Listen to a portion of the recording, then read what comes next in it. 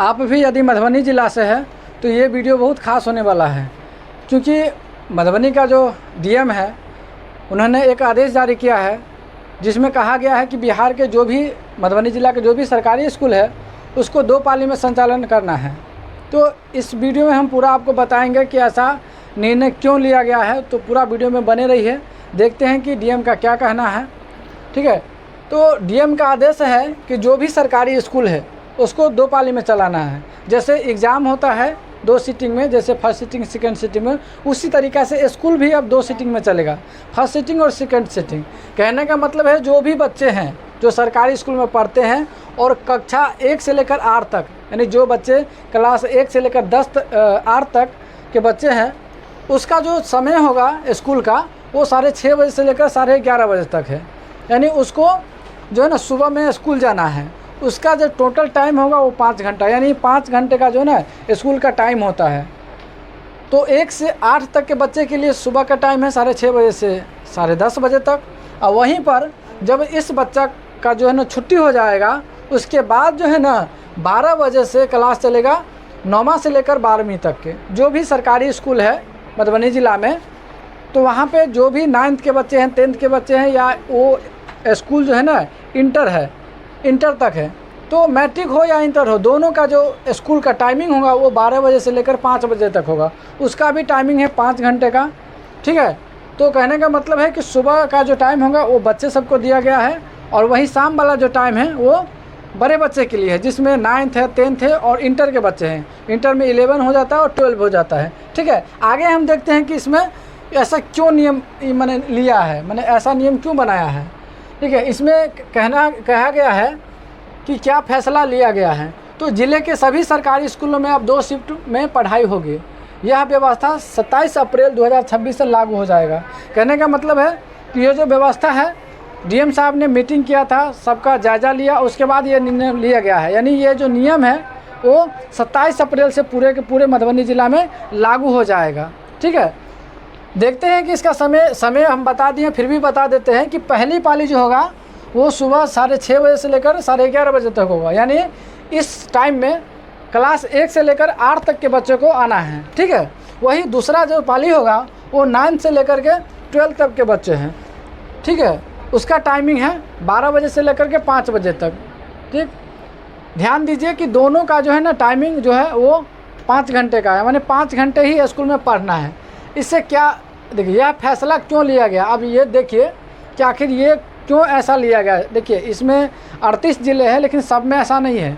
मधुबनी ज़िला में ये नियम लगा है, तो क्यों लगा है। ठीक है, पहला नियम है, कारण है कि छात्रों की संख्या ज़्यादा थी, एक ही कक्षा में बहुत भीड़ हो रही थी।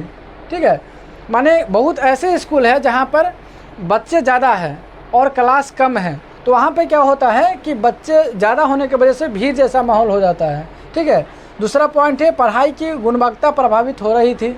भीड़ के कारण शिक्षक हर बच्चे पर ध्यान नहीं दे पा रहे थे। कहने का मतलब है कि बच्चे अगर ज़्यादा रहेंगे क्लास में तो वहाँ पे जो टीचर होंगे ना वो सबको नहीं संभाल पाएंगे और सब पे ध्यान नहीं दे पाएंगे। ठीक है, संसाधनों का सही उपयोग नहीं हो रहा था। एक ही बिल्डिंग में ज़्यादा बच्चों को संभालना मुश्किल था। कहने का मतलब है कि वहाँ पे बिल्डिंग जो है ना वो कम रहने के वजह से या कम क्लास रहने के वजह से ज़्यादा बच्चों को संभालने में दिक्कत हो रहा था, और कम बिल्डिंग में ज़्यादा बच्चों को रखने में भी माने बैठाने में दिक्कत हो रहा था। इसके वजह से ये नियम लिया गया है। कहने का मतलब है कि बच्चों का जो है ना वो अच्छा से अच्छा पढ़ाई हो, इसके वजह से ये नियम लिया गया है, ताकि बच्चे का जो है, इसमें देखिए आगे लिखा हुआ गया है कि इस फैसले का क्या उद्देश्य है। कहने का मतलब है कि बेहतर शिक्षा गुणवत्ता देना, माने ये इसलिए ऐसा किया गया है ताकि बच्चों को जो है ना बेहतर से बेहतर जो है ना शिक्षा मिल सके। ठीक है, अगला है शिक्षक छात्र का अनुपात सुधार। एक शिक्षक के ऊपर में 20 बच्चे दिया जाता है, 30 बच्चे दिया जाता है, तो ये जो अनुपात बिगड़ गया था, इसलिए वहाँ पे ऐसे सिस्टम बनाया गया है स्कूल में भीड़ कम करना। इससे क्या होगा, जो स्कूल में जो है ना भीड़ भी कम हो जाएगा। हर बच्चों को अधिक ध्यान और समय देना। ऐसा नियम लाने से क्या होगा कि हर एक बच्चे को जो है ना पूरा का पूरा नज़र रहेगा सारे बच्चे पर, और उस पर एक अच्छे से ध्यान दे पाएंगे। ठीक है, सभी स्कूलों को यह आदेश का पालन करना जरूरी है। पालन नहीं करने पर कार्रवाई की चेतावनी भी दी गई है। ठीक है, कहने का मतलब है कि इस नियम को सख्ती से लागू किया गया है और साथ ही मधुबनी डीएम के द्वारा धारा 163 भी लगाया गया है। इसमें यह है कि कोई भी स्कूल के टीचर अब क्लास के टाइम में वो मोबाइल नहीं चलाएंगे, यानी ये समझिए कि मोबाइल का बिल्कुल भी उपयोग नहीं करना है स्कूल के टाइम में, ठीक है, कोई भी टीचर को।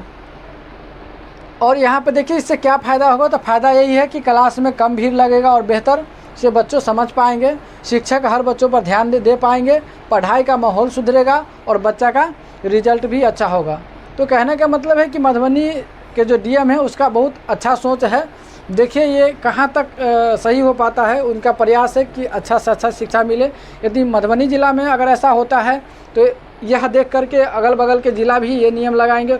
हो सकता है कि आने वाले समय में पूरे बिहार में ये सब सिस्टम लग जाए। क्लास 10th में आप भी यदि पढ़ाई करते हैं तो हमारे से जुड़े रहिए यूट्यूब चैनल से। हम ऐसे ही 1 से लेकर 10 तक के वीडियो बनाते हैं जो आपके लिए बहुत ही महत्वपूर्ण है। यदि आप मैट्रिक का एग्ज़ाम दे रहे हैं 2027 में तो अवश्य ही हमारे चैनल को सब्सक्राइब कर लीजिए, क्योंकि उससे रिलेटेड वीडियो हम आपको बहुत जल्द और भी लाएंगे और एग्ज़ाम टाइम में और अच्छे वीडियो देंगे। इसलिए हमारे चैनल को सब्सक्राइब करके रख लीजिए। राधे राधे।